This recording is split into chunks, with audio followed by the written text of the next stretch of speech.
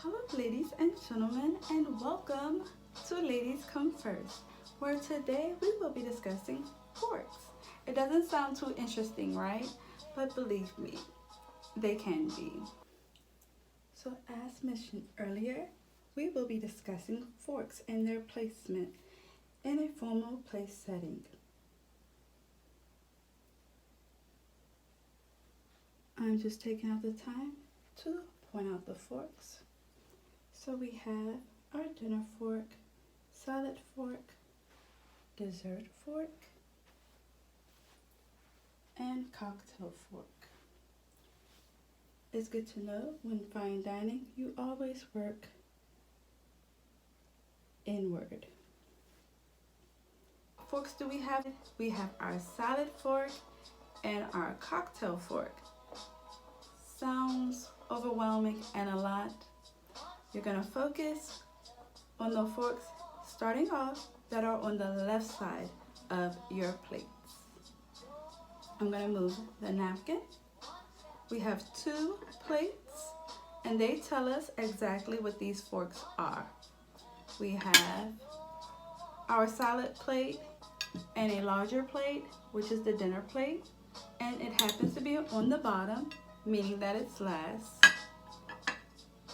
And that tells us that this is a salad fork that coincides with this plate. And this is our dinner fork that coincides with the dinner plate. But we have an extra fork. Actually, we have 2 extra forks.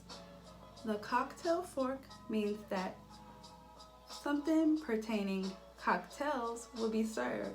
I mean like a seafood cocktail, not an alcohol cocktail.